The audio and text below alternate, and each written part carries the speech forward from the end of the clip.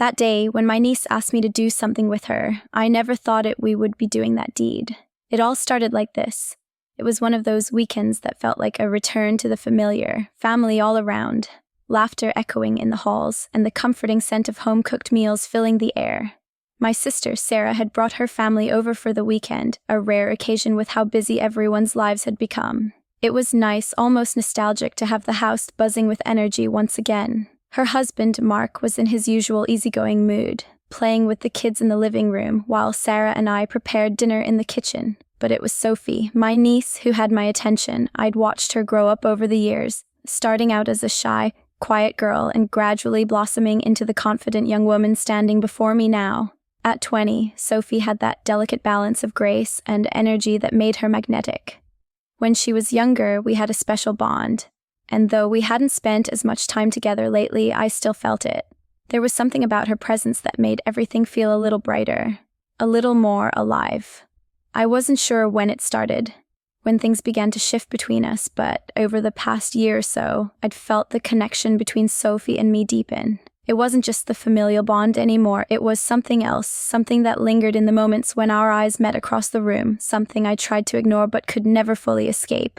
Dinner that night was as lively as ever, with everyone contributing their thoughts on everything from school to politics. But after the plates were cleared and the kids had scurried off to the living room to play, Sophie and I found ourselves alone in the kitchen, washing the last of the dishes. "You know," Sophie said, her voice playful, "I swear you make the best lasagna in the world. I bet Mom would love to have your recipe. Hers is, well, let's just say it's not quite as good." I laughed, swatting her playfully with a dish towel. "That's not a very nice thing to say about your own mother," I teased, though the compliment made me smile. She grinned, leaning back against the counter. She wouldn't mind. "You know she's always a little jealous of your cooking skills." "Flattery will get you everywhere," I replied, tossing the towel back on the counter. We were standing close enough that I could feel the warmth of her body beside mine as we rinsed the dishes. I glanced over at her, and for the first time that evening, I noticed the way she was looking at me. Not just the casual glance I was used to, but something deeper. It made my chest tighten, and I quickly looked away, focusing on the task at hand, but she didn't break eye contact. "Sophie, what's on your mind?" I asked, trying to keep the tone light, though I couldn't ignore the sense that something was different tonight. She hesitated for a moment, biting her lip as if gathering her thoughts. "Can we talk about something?" she asked, her voice quieter than usual. There was something in her tone that made me pause, turning my full attention to her. "Of course. What's on your mind?" I said, setting the dish down and drying my hands on the towel. For a few moments, Sophie didn't say anything. She just stood there, eyes flicking between me and the counter. I could see her fingers tapping nervously on the edge of the counter. It was strange. Sophie had always been confident, almost too much so at times. Yet now she seemed unsure. Vulnerable. "I don't know how to say this, but I feel like you're the only one I can talk to about this," she finally confessed, her voice low but sincere. I stepped closer, sensing the seriousness in her words. "Whatever it is, Sophie, you can tell me," I said, my tone softening. "You know you can always talk to me." She swallowed hard, her eyes flicking to the floor before returning to mine. "It's just, lately I've been feeling lost. Like, I don't know who I'm supposed to be. Everyone expects me to have everything figured out, but I feel like I'm just floating, you know? And I don't know. I've been thinking a lot about us. About you." The words hit me like a bolt of lightning, but I didn't let it show. Sophie had always been open with me, but this felt different. This wasn't just casual conversation, there was something deeper here, something I wasn't sure I was ready to hear. "What do you mean, Sophie?" I asked, trying to keep my voice even. I had to remind myself to breathe, but there was a tightness in my chest that I couldn't shake. She stepped closer, her hand brushing lightly against mine. The touch was soft, almost hesitant, but it sent a jolt through me. "I don't know," she said softly. "But whenever I'm around you, I feel like I can just be myself. And it's not just that. I feel something else too." I could feel my heartbeat speeding up, and I had to force myself to focus. "What are you trying to say?" She took a deep breath, and for a moment I thought she might back away. But instead, Sophie looked at me with a vulnerability I hadn't seen before, her gaze searching mine like she was looking for something. Answers, perhaps, or understanding. I don't know how to explain it, but I think I might be in love with you." The words hung in the air between us like an explosion that had just detonated and left everything in pieces. I stood there, frozen, unsure of what to say, unable to process the weight of what she had just admitted. The air seemed to close in around me, and I could feel my pulse in my ears louder than ever. Sophie's face reddened, her eyes flickering with uncertainty. "I'm sorry, I shouldn't have said that," she started, but I cut her off. "No," I whispered, my voice shaky. "Don't apologize. I didn't know what I was feeling. I wasn't sure what this meant, but deep down, there was a flicker of something that had been smoldering for far too long, something I didn't want to acknowledge." The silence that followed felt heavy, unbearable. Her confession lingered in the air, a question that no one had answers for, but as we stood there, inches apart, I couldn't shake the feeling that nothing would ever be the same again. What would we do now? Would I be able to walk away from this? Or was it already too late? The words Sophie had just spoken hung in the air, a thick, suffocating presence between us. I stood frozen, my heart pounding in my chest as I tried to process what she'd just said. In love with me. How was that even possible? I looked at her, her face flushed with embarrassment, her eyes wide with uncertainty. Sophie was vulnerable, more vulnerable than I'd ever seen her before. This was a side of her I wasn't used to. This raw honesty, this openness about something I hadn't expected. Her confession was like a jolt to the system, stirring up emotions I didn't know how to handle. I took a deep breath, trying to steady myself, my mind racing. In love with me, it felt wrong, almost absurd, yet the look in her eyes, the way she held my gaze, told me she wasn't lying. She wasn't joking. This wasn't some careless crush or fleeting infatuation. She meant it. I took a step back, my mind in turmoil. "Sophie," I said, my voice softer than I intended. "You don't know what you're saying." She looked down, her fingers twisting together in nervous tension. "I do, though," she said, her voice barely above a whisper. "I've been feeling this way for a long time, and I can't keep pretending it's not real. I've tried, but every time I'm near you, it just feels like you're the only one who really understands me." I swallowed, the lump in my throat making it hard to breathe. This wasn't supposed to happen. I'd always been there for her, but I had never thought about her this way, at least not consciously. But now that she put it into words, I realized just how much I'd been feeling it too. I'm not sure what to say," I admitted, my voice wavering. "This is wrong, Sophie. You're my niece." Her head snapped up, eyes wide and pleading. "But it feels right, doesn't it? Just for a moment, doesn't it feel like we're meant to be something more than what we are?" Her words hit me like a wave, crashing over every ounce of logic, every rational thought. More than what we are. I had to stop myself from reacting, from leaning into her words. She was too young. She was my family. There were lines we could never cross. But as I looked into her eyes, the line between what was forbidden and what I was feeling seemed to blur, and the air between us grew heavier. "I can't," I said, but the words tasted hollow even as I spoke them. "We can't do this, Sophie.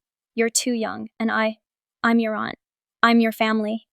Sophie's expression faltered, and I could see the hurt in her eyes, but she didn't retreat. She didn't back down. Instead, she took a slow step closer, her hand reaching out to rest gently on mine. The touch sent a spark through me, and I had to force myself not to pull away. "I know it's complicated," she said quietly, "but what if we just explored it just for a moment? I don't want to lose you, Leah. You're the most important person in my life, and this is just how I feel. I don't want to hide it anymore." I felt my heart twist in my chest. She was desperate, trying to make me understand, trying to bridge the gap that seemed impossible. But the more she spoke, the more I realized just how deep her feelings ran, and how deeply they affected me too. "I can't be the one to tell you it's okay," I said, shaking my head. This isn't right." Sophie's fingers tightened around mine, and for a moment, I felt the pull of something stronger than I could explain. Her eyes searched mine as though trying to find the answer in my expression, trying to make me understand. "What if it is?" she whispered, her voice thick with emotion. I didn't respond right away. My thoughts were scattered, my heart racing. I was torn between the love I felt for her, the closeness that we shared, and the knowledge that what she was asking, what we were both feeling, was forbidden. I don't know what to say, I finally admitted. My voice was shaky, uncertain.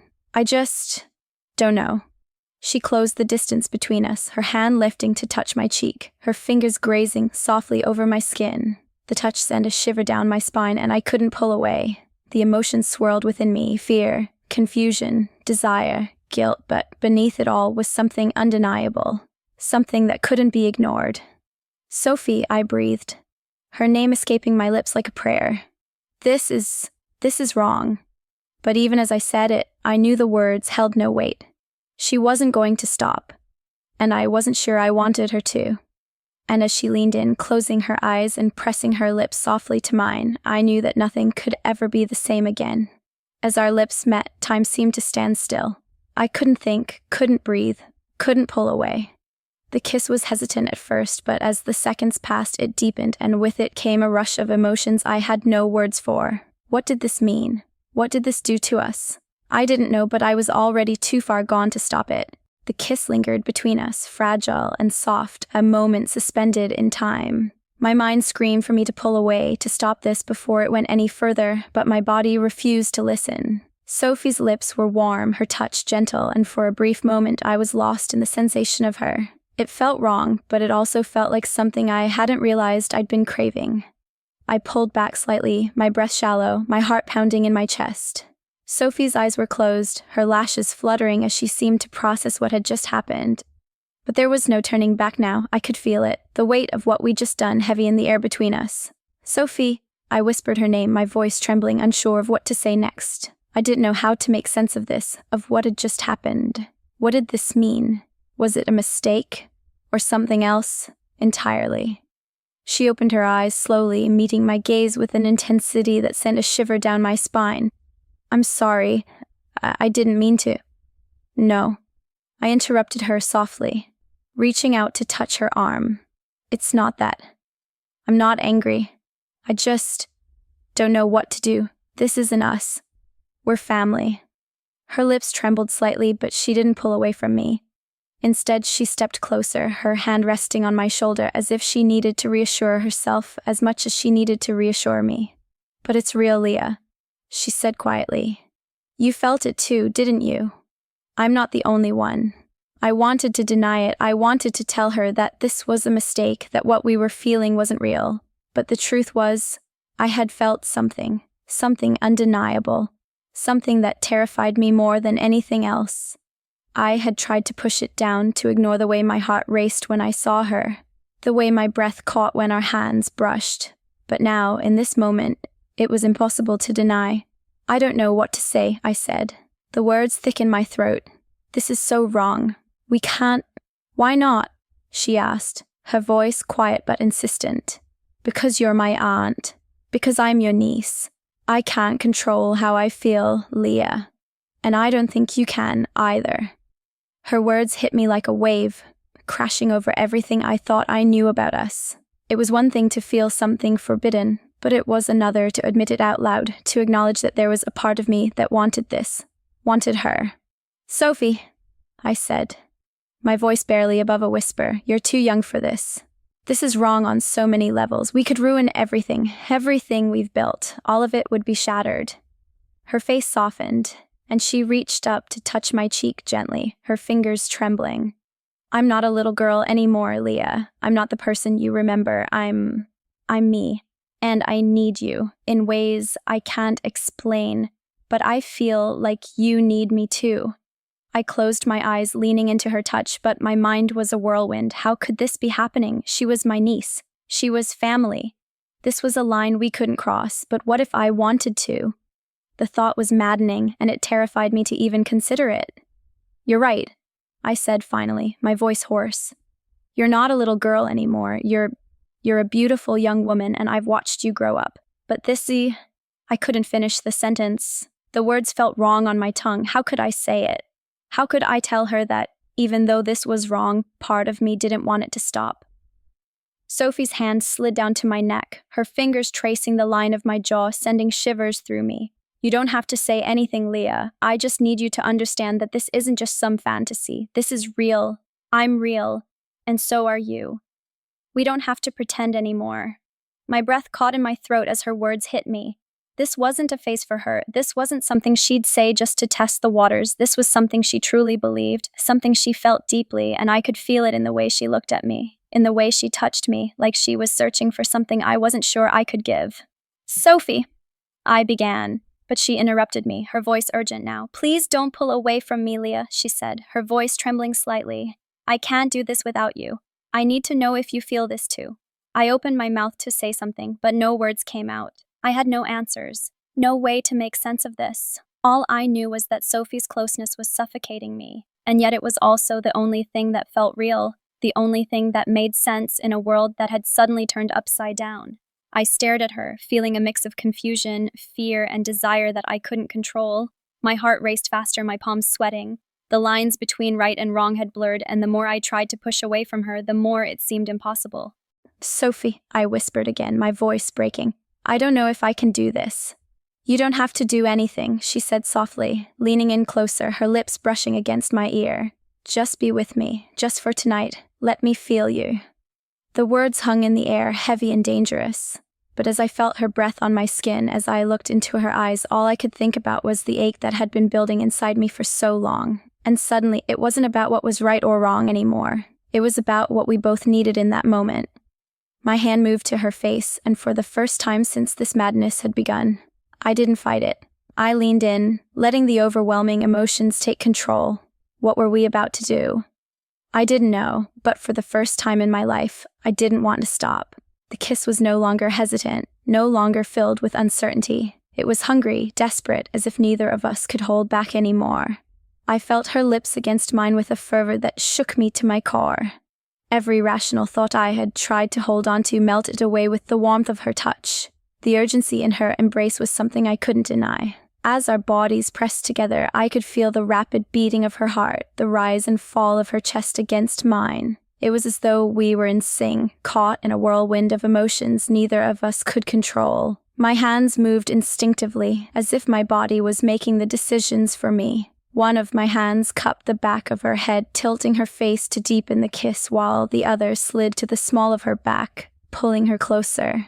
I could taste her, feel the softness of her lips, and it was intoxicating. My mind screamed for me to stop, to pull away, but the connection between us felt like it was pulling me in deeper, urging me to surrender to it. My breath came in shallow bursts, and I felt the heat rising between us, each second more unbearable than the last. Sophie pulled away just enough to look at me. Her eyes wide, pupils dilated. Her cheeks were flushed, her breathing just as uneven as mine. She was so beautiful, so incredibly beautiful that it made my heart ache. But this wasn't supposed to be happening. She was my niece. I want you, Leah, she whispered, her voice trembling with raw emotion. The words were like a spark to the flame, igniting something deep inside of me that I had kept buried for so long. I could feel her hands on my skin, her fingertips brushing my collarbone, sending shivers through me. Her touch was electric, and every part of me screamed for more. I should have pulled back. I should have stopped this before it went any further, but I couldn't. Sophie, I gasped, my voice thick with desire and confusion. We can't. But she cut me off again, her lips finding mine once more, urgent and passionate.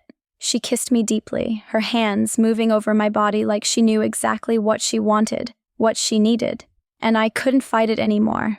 I didn't want to. I could feel the weight of the situation pressing down on me, but in that moment, the world outside seemed to fade away. It was just Sophie and me, tangled together in a whirlwind of emotions and need. I ran my hands along her back, feeling the curve of her spine, the softness of her skin beneath my fingers. Her breath hitched as I gently pulled her closer, our bodies fitting together as if they had always belonged like this. I could feel her warmth, her heart racing in time with mine, and the pull of her desire was overwhelming. I couldn't remember a time when I had felt more alive, more aware of the delicate, fragile nature of what was happening. The room felt smaller, the air thicker, as we lost ourselves in each other. I could hear her moan softly against my lips, a sound that went straight to my core. Her hands were everywhere, exploring, learning, igniting a fire within me that I had never felt before. Her touch was an intoxicating mix of tenderness and desperation, and I couldn't stop myself from responding in kind. I felt my pulse quicken as I realized how close we were, how easily we were crossing a line that couldn't be undone. This wasn't just about a kiss anymore. This was something more, something we couldn't take back.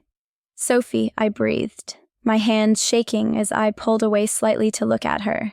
She was gazing at me with such intensity, her eyes darkened with desire, and for a moment I thought I might lose myself in her. Are you sure about this? She nodded, her lips parting as she took a breath. I'm sure, Leah. I've never been more sure of anything in my life. And with those words, there was no going back. I could feel the ache inside of me growing, a deep hunger that matched hers. Without thinking, I leaned in again, my lips finding hers in a kiss that was even more urgent, more demanding than before. I could feel her hands moving over my body, unbuttoning my shirt with a determination that made my heart race. Her hands were soft but insistent, and I couldn't stop myself from helping her. The fabric of my shirt slipped off my shoulders, leaving me exposed to her touch. As she ran her fingers over my skin, I felt a shiver run through me, my body reacting to her in ways I couldn't explain. I pulled her closer, the heat between us intensifying as I realized just how far we had come, how far I had let us go. I should have stopped. I should have put an end to this before it became something irreversible, but in that moment, all I could think about was her. The way she made me feel, the way our bodies seemed to fit together so perfectly. Sophie's lips trailed down my neck, her breath hot against my skin, and I couldn't help but moan softly. Every nerve in my body was alive with sensation, each touch, each kiss, each movement drawing me further into a place I didn't know how to escape. I felt her hands on my hips pulling me closer, and I realized with a jolt that we were both moving toward the inevitable. There was no more hesitation, no more restraint. All that mattered was the connection between us, the pull that neither of us could fight. We were past the point of no return, but even as the desire consumed me, there was a small part of me, deep down, that knew we were playing with fire. This wasn't just a kiss, this wasn't just a moment of weakness, this was something far deeper, far more dangerous. And as much as I wanted to lose myself in it, I couldn't help but wonder if we'd crossed a line that couldn't ever be undone. But as our bodies finally came together, the world outside seemed to shatter, leaving us in a space where nothing existed but Sophie and me. The weight of what we had done, the enormity of it, sank in slowly. Was this the beginning of something new or the start of a destruction we couldn't come back from? The silence in the room was deafening. We lay there, tangled together, breaths still heavy, hearts still racing from the intensity of what had just happened. But the euphoria, the rush of everything, was quickly fading, replaced by something far heavier, reality, guilt, confusion. I felt Sophie beside me, her warmth radiating against my skin, her arm draped across my chest. For a moment, I closed my eyes, trying to catch my breath, trying to block out the whirlwind of emotions swirling inside me, but I couldn't escape it. The truth was right there in front of me, undeniable, irreversible. I had just crossed a line that I could never uncross. The consequences of everything that had happened, everything we had shared, were crashing down on me like an avalanche. The guilt tightened in my chest, making it hard to breathe. What had we done? How had we gotten to this point? I had been so certain of what was right for so long, of what was acceptable and what wasn't. But now all of those boundaries felt blurred, erased in the heat of the moment. Sophie stirred beside me, her fingers tracing circles on my arm in a soft, soothing rhythm. Her touch was comforting, and yet it only made the guilt worse. She didn't seem to understand the weight of what had just happened. Or maybe she did, but she wasn't willing to acknowledge it. Not yet. I don't regret it, she whispered, her voice quiet, almost timid. Not at all. Her words hit me like a slap. I turned my head slowly to look at her, her face just inches from mine. She met my gaze, her blue eyes dark with emotion, but there was no shame in them, no hesitation. She had accepted what had happened, as if it were the most natural thing in the world, but I couldn't just accept it. I couldn't ignore the fact that we were family, that I was supposed to be the one protecting her, guiding her, not crossing these boundaries with her. I pulled away slightly, trying to put some space between us, my chest tightening as I did. Sophie, we can't do this again, I said, my voice trembling with a mixture of fear and self-loathing. This was a mistake, a huge mistake. We can't keep going down this path. Her face fell slightly, her lips parting as if she was about to protest, but I raised my hand to stop her. Please, I said softly. I know you think this is something real, something we can just figure out, but it's not. It's wrong. It's so wrong. The words felt like they were choking me, each one heavier than the last, but I had to say them. I had to make her understand. We were family, and this was crossing a line that couldn't be undone no matter how strong the pull between us felt. Sophie sat up slowly, her expression conflicted. She was struggling to process my words. I could see that.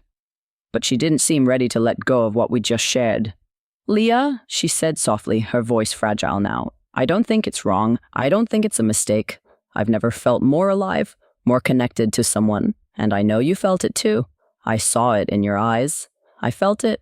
Her words stung, and I had to fight the urge to reach out to her, to take her in my arms and tell her everything would be okay, but I knew better than that. I couldn't do that. It wouldn't make it right. I did feel something, I admitted, my voice barely above a whisper. I can't deny that, but that doesn't change the fact that this can't happen. Not again. We're family, Sophie. Her eyes welled with tears, and I could see the hurt in them, but I couldn't let that stop me. I couldn't let my feelings for her, however complicated and intense they were, cloud my judgment.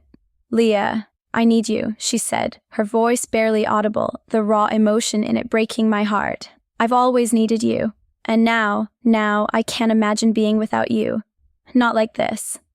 I swallowed hard, my throat thick with emotion. I had to stop her, had to make her see the truth. "I'm not the person you need right now," I said, my voice trembling.